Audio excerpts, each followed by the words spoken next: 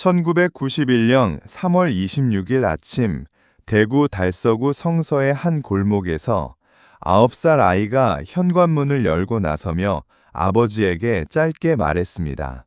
도롱뇽 알 찾아올게요. 그게 마지막이었습니다. 그날 5아이가 동네 뒷산 와룡산으로 올라갔습니다. 9살부터 13살까지 늘 뛰어놀던 익숙한 산이었죠. 해가 저물었지만 아이들이 돌아오지 않았습니다.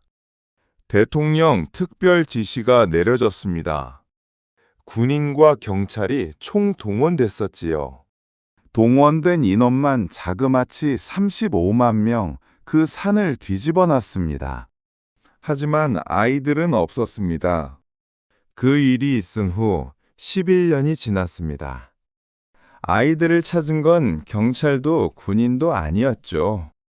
도토리를 줍던 평범한 시민 한 명이었습니다. 35만 명이 밤낮을 새가며 찾지 못한 것을 혼자서.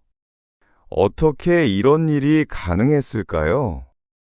오늘 그 기록을 처음부터 다시 들여다보겠습니다.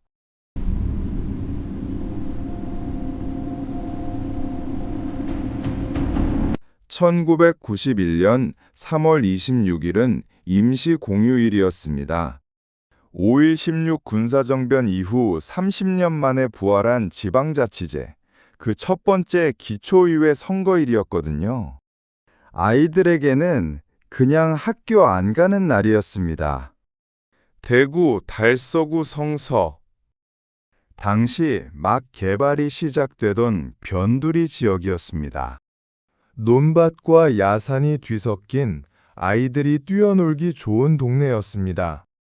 그날 아침 5명의 아이가 모였습니다. 맏형 우철온 13살이었습니다. 조호연 12살, 김영규 11살, 박찬인 10살, 막내 김종식은 이제 막 9살이었습니다.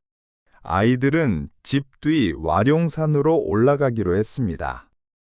해발 300m 남짓한 낮은 산이었습니다.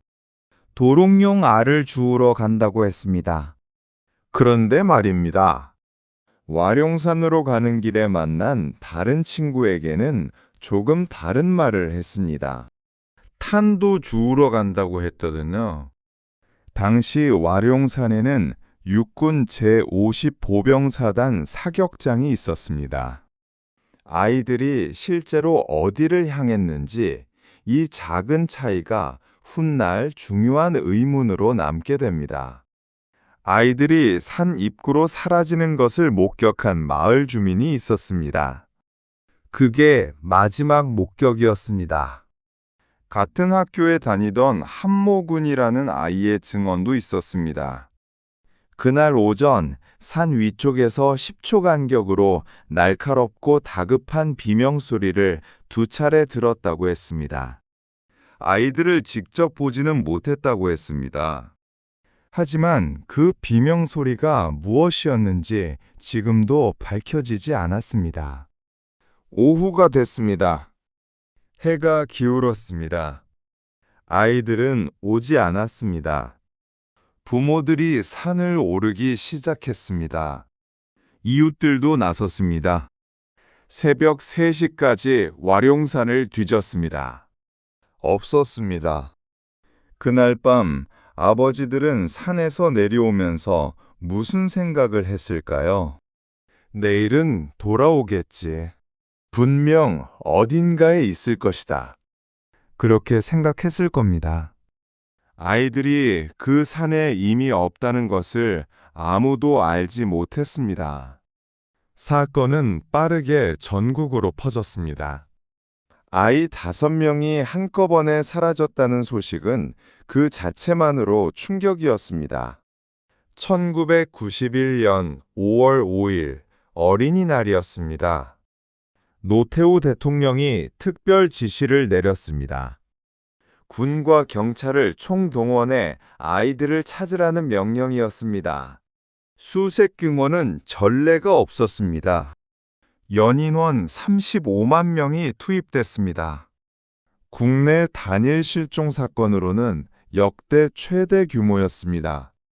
와룡산 일대는 물론 수색 범위는 사실상 전국으로 확대됐습니다. 헬기가 산 위를 날았습니다. 잠수부가 인근 저수지로 들어갔습니다. 500개가 넘는 맨홀을 일일이 확인했습니다. 화장실 정화조까지 뒤졌습니다. 전단지 1000만 장이 전국에 뿌려졌습니다. 엽서와 공중전화 카드에 아이들 사진이 실렸습니다. 담뱃갑, 과자 봉지, 우유팩에도 아이들 얼굴이 들어갔습니다. 남녀노소 모두가 이 아이들 얼굴을 알 정도였습니다. 현상금도 걸렸습니다. 당시 기준으로 4,200만 원이었습니다. 그런데 말입니다. 제보의 대부분이 허위였습니다. 유괴범 행세를 하는 장난 전화가 쏟아졌습니다. 무속인까지 수사에 개입했습니다. 당시 대구 달서경찰서 수사과장이 여성 무속인을 와룡산 입구까지 직접 데려가 자문을 구하는 일도 있었습니다. 수사는 점점 뒤죽박죽이 됐습니다. 아버지들은 생업을 접었습니다. 5명의 아버지가 트럭을 함께 몰고 전국을 돌았습니다. 아이들 사진이 붙은 트럭이었습니다. 1년이 지나고 2년이 지나도 그 트럭은 멈추지 않았습니다. 이 광경을 기억하시는 분들이 계실 겁니다. 그 시절 어딜 가도 개구리 소년 포스터가 붙어 있었습니다. 온 나라가 함께 찾았습니다. 그런데 아이들은 없었습니다.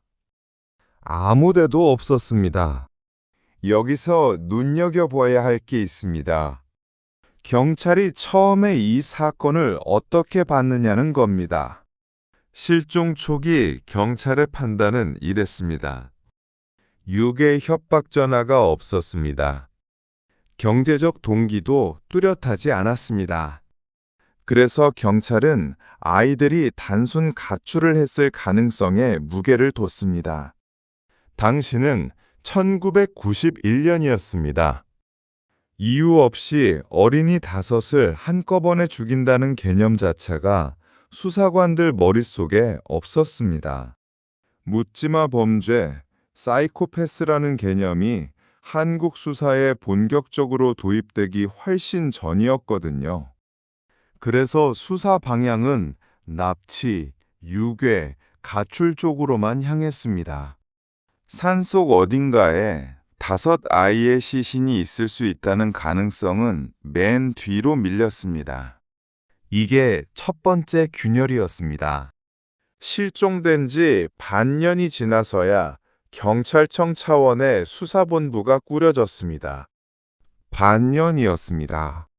사건 초기 가장 중요한 골든타임을 그렇게 흘려보냈습니다.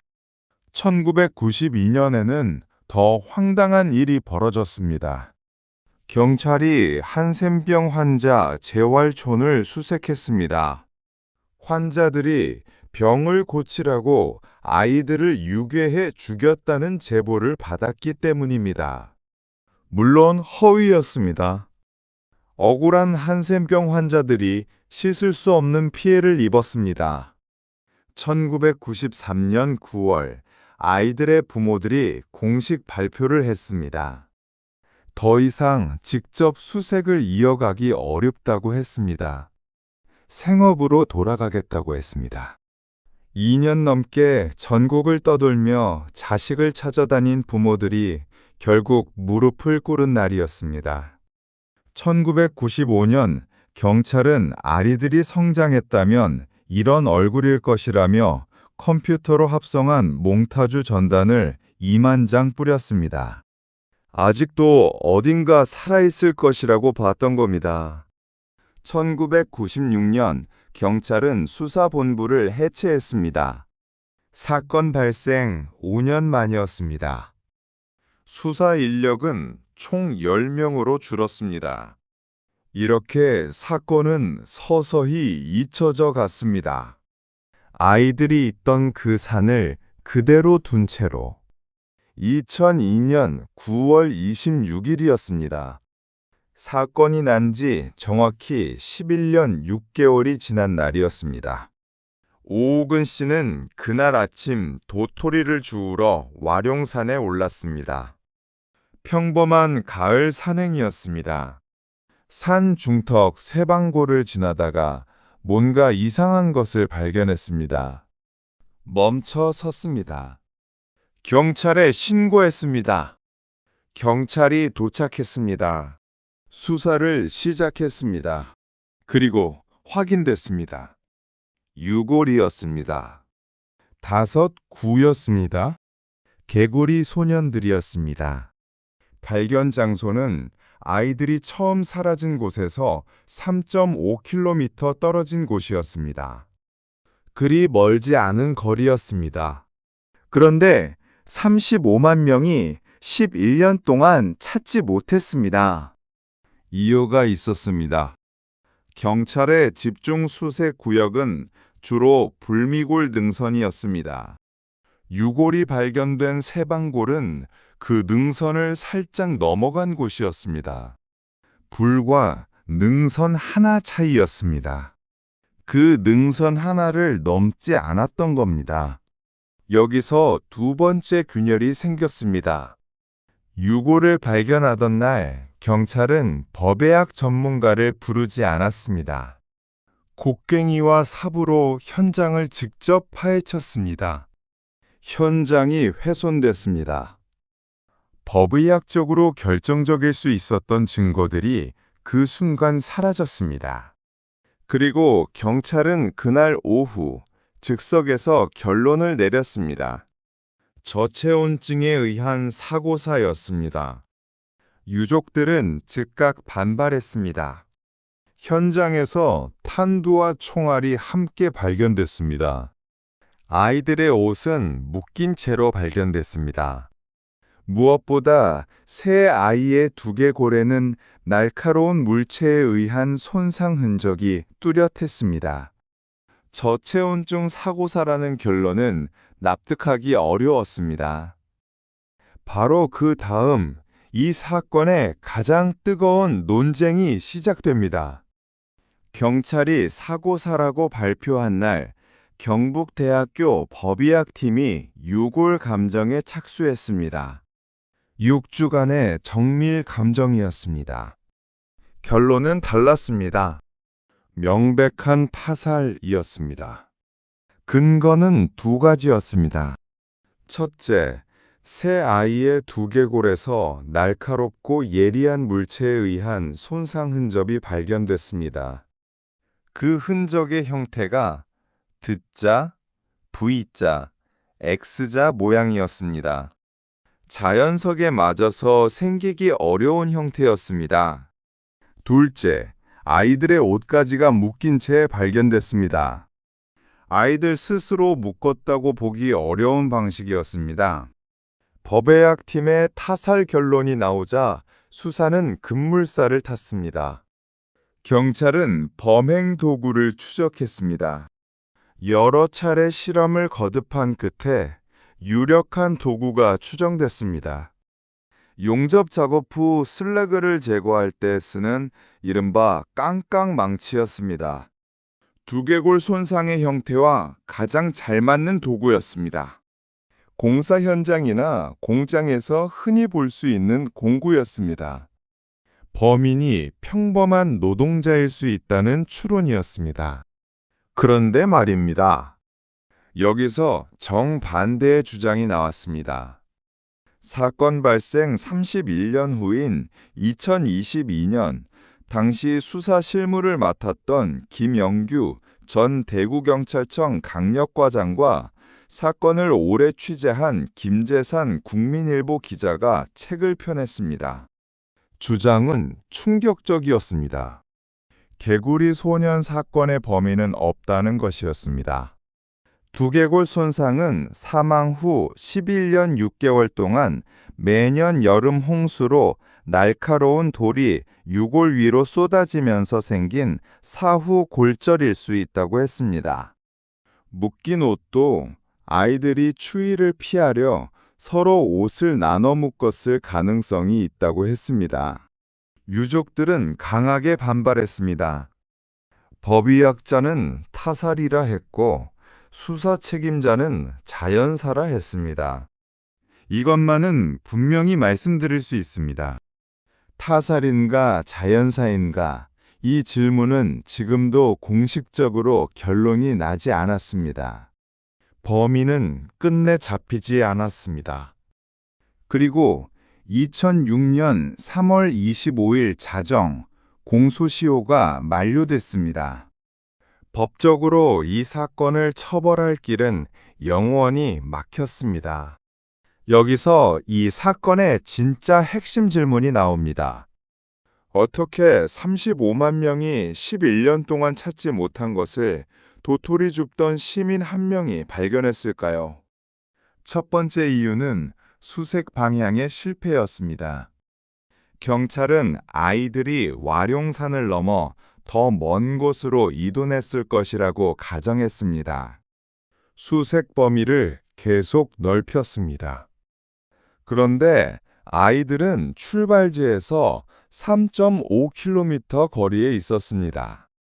처음부터 그 자리에 있었을 가능성이 큽니다. 두 번째 이유는 수색 집중구역의 문제였습니다. 경찰의 수색은 불미골 능선 주변에 집중됐습니다.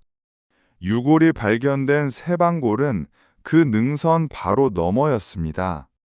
능선 하나를 사이에 두고 11년을 찾지 못한 겁니다. 세 번째 이유는 수사 방향 자체의 문제였습니다. 초기에 가출과 납치로 방향을 잡다 보니 아이들이 산속에 있을 수 있다는 가능성을 충분히 검토하지 못했습니다. 전문가들은 이렇게 말합니다. 지금 기준으로는 결코 미제로 남을 사건이 아니었다고. 탐지견 몇 마리만 제대로 투입됐어도 훨씬 일찍 발견됐을 것이라고. DNA 감식 기술이 조금만 더 일찍 발전했다면 결과가 달라졌을 것이라고. 비교가 됩니다. 화성 연쇄살인 사건은 33년 만에 범인 이춘재가 특정됐습니다. 피해자에게서 채취된 범인의 DNA가 남아 있었기 때문입니다. 그런데 개구리 소년 사건은 달랐습니다. 현장에 남은 증거는 유골과 토양, 비닐봉지가 전부였습니다. 범인의 흔적 자체가 없었습니다. 2019년 이춘재 사건이 해결된 것을 계기로 경찰이 재수사에 착수했습니다. 국립과학수사연구원에 증거물 재감정을 의뢰했습니다. 100건 이상의 시민 제보를 검토했습니다. 결과는 달라지지 않았습니다. 대구경찰청 관계자는 이렇게 말했습니다. 캐비넷 4개 분량의 수사 기록이 있지만 초기에 수집된 증거 자체가 유골, 토양, 비닐봉지가 전부입니다. 이게 이 사건의 비극입니다. 초동 수사에서 골든타임을 놓쳤고 유골 발견 현장마저 훼손됐습니다. 두 번의 결정적 기회를 2번 모두 놓쳐버렸습니다. 35년이 지났습니다. 아직도 범인은 없습니다. 법적으로 이 사건은 영원히 닫혔습니다. 부모들에게 그 세월이 어떤 것이었는지 상상해 보십시오. 아이들이 사라진 11년 동안 5 아버지는 트럭을 몰고 전국을 돌았습니다. 유골이 발견된 뒤에는 진상규명을 촉구하는 소송을 이어갔습니다. 공소시효 연장과 폐지를 위한 서명운동을 벌였습니다. 국회 앞에 섰습니다. 법정을 드나들었습니다. 그 사이 아버지 3명이 세상을 떠났습니다. 김종식 군의 아버지는 아이를 잃은 슬픔을 술로 달래다 간암으로 먼저 갔습니다. 김영규 군의 아버주는 2022년 4월 끝내 진실을 마주하지 못한 채 눈을 감았습니다. 박찬인 군의 아버지도 세상을 떴습니다. 지금 살아있는 아버지들은 70대가 됐습니다. 우철원 군의 아버지 우종우 씨는 이렇게 말했습니다. 34년 시달리니까 이제는 희망도 다 사라져보고 범인이 살았는지 죽었는지 어째 생겼는지도 몰라. 그럼에도 이 사건이 남긴 것이 있습니다. 실종아동 관련법이 생겼습니다. 이 사건이 직접적인 계기가 됐습니다. 아동이 실종됐을 때 경찰이 즉시 수사에 착수하도록 하는 법적 근거가 마련됐습니다. 이 법은 지금도 살아 있습니다. 지금 이 순간에도 어딘가 다른 아이를 지키고 있습니다. 범죄 피해자 구조법도 제정됐습니다. 피해자 가족이 제도적 지원을 받을 수 있는 길이 열렸습니다. 그리고 공소시효 논의가 본격화됐습니다. 개구리 소년 사건 자체는 이미 늦었지만 결국 2015년 살인죄 공소시효가 폐지됐습니다. 다음 피해자를 위한 변화였습니다. 아무 죄 없는 아이들의 죽음이 만들어낸 변화였습니다. 그것만은 분명히 말씀드릴 수 있습니다. 더 중요한 게 있습니다. 이 사건은 우리에게 불편한 질문 하나를 남겼습니다. 35만 명이 움직이면 반드시 찾을 수 있다고 믿었는데 찾지 못했습니다. 사람의 수가 많다고 해서 답이 나오는 것은 아니었습니다. 방향이 틀리면 아무리 많은 사람이 움직여도 소용이 없었습니다. 이건 수사의 이야기이기도 하지만 우리 사회가 문제를 대하는 방식에 대한 이야기이기도 합니다. 정리해 보겠습니다. 이 사건은 한 줄로 이렇게 요약됩니다. 진실은 그 산 어딘가에 있었는데 우리는 끝내 찾지 못했다고. 5 아이는 아무 죄가 없었습니다. 그 봄날 아침 도롱뇽 알을 주우러 간 것뿐이었습니다. 그 억울함이 얼마나 컸겠습니까? 아버지들은 35년을 버텼습니다. 3분은 그 사이 세상을 떠났습니다. 진실을 보지 못한 채로 이 사건 이후 실종아동법이 바뀌었습니다. 살인죄 공소시효가 폐지됐습니다. 피해자들이 만들어낸 변화입니다. 화성 사건은 33년 만에 범인이 밝혀졌습니다. 개구리 소년 사건의 진실은 아직 어딘가에 있습니다. 다음 영상에서는 또 다른 장기 미제 사건을 다뤄보겠습니다. 구독과 좋아요 눌러두십시오. 다음 영상에서 뵙겠습니다.